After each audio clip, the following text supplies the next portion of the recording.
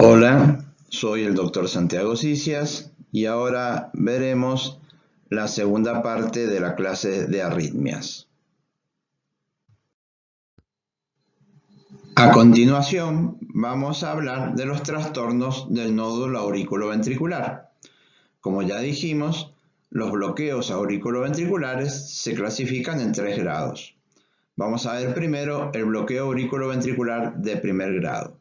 ¿En qué consiste? Consiste en un alargamiento del PR que va a ser mayor a 20 milisegundos. Hay que tener en cuenta que si es mayor a 30 milisegundos, el paciente también estaría en condiciones de recibir un marcapaso permanente. Lo que tiene que quedar en claro es que acá todos los impulsos pasan, o sea que en definitiva, como sintomatología, no hay bradicardia. Es más, no hay sintomatología y el diagnóstico se hace exclusivamente por el electrocardiograma, como vemos en este que está acá, en el cual vemos que los periodos PR están alargados. Ahora vamos a hablar de los bloqueos auriculoventriculares de segundo grado. Estos se clasifican en MOVITZ 1 o MOVITZ 2.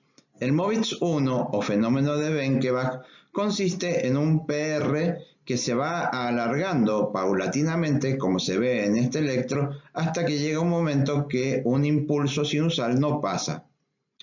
Es de destacar que Benkeback lo describió en el pulso con un pulso que se iba atrasando paulatinamente hasta que había un pulso que no existía.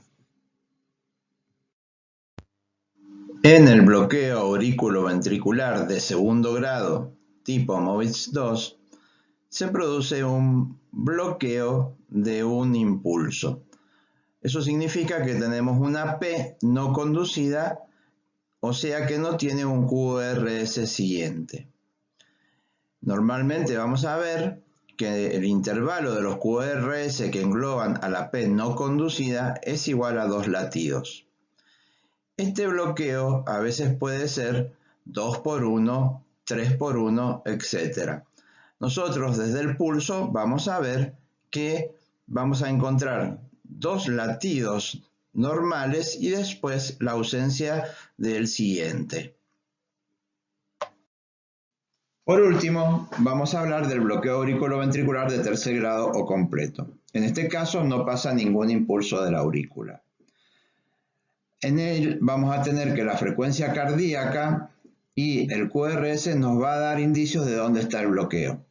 ¿Esto por qué es? Porque mientras más cerca de la unión auriculoventricular esté, la frecuencia va a tender a ser un poco más alta, con frecuencias de 40 a 60 latidos por minuto, y el QRS va a ser estrecho y más normal. En cambio, mientras más me alejo de la unión auriculoventricular, la frecuencia va a bajar, teniendo frecuencias que están rondando los 40 a 20 latidos por minuto y los QRS van a estar ensanchados. La signosintomatología del bloqueo auriculoventricular de tercer grado está dada por una bradicardia extrema. El paciente usualmente va a tener síncope o el famoso Stock-Adams, y también puedo llegar a ver en el urograma la onda A en cañón. ¿Por qué se produce? Porque si yo veo el electrocardiograma va a haber una independencia de las ondas P con los QRS, cada uno con su propia frecuencia. Las ondas P van a latir a 70, 80 por latidos por minuto y los QRS lo harán a 40, 50 o lo que sea, digamos, que tenga que latir. Depende de dónde esté el bloqueo.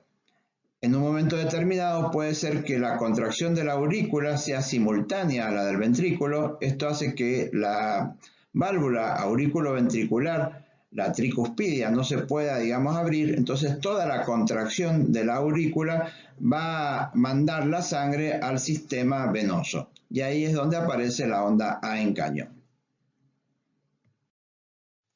En este electro vemos un bloqueo auriculoventricular de tercer grado, en el cual tenemos QRS ensanchados con una frecuencia menor y ondas P con frecuencias mayores.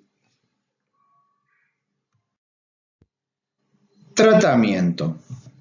Si el paciente está sintomático con alguno de los síntomas que anteriormente hemos referido, lo cual lo obliga, digamos, a una consulta, apenas el paciente entra, nosotros tenemos que hacer el famoso manejo ABC.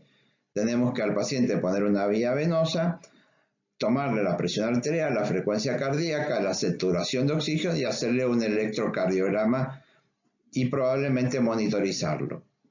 De ahí en más, como les enseñé, tenemos que descartar si hay alguna causa secundaria de este tipo, digamos, de bradicardia que el paciente está teniendo, ya sea que está tomando algún tipo de drogas o metabólicas o hidroelectrolíticas.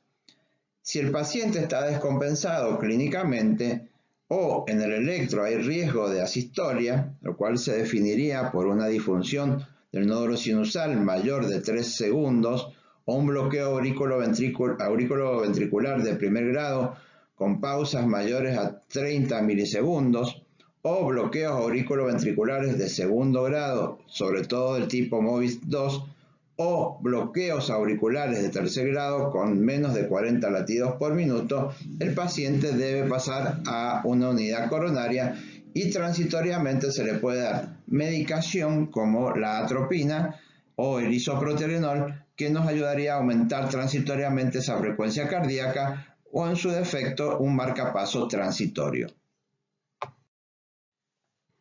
En cuanto al tratamiento definitivo de este tipo, digamos, de pacientes, generalmente es el marcapasos permanente.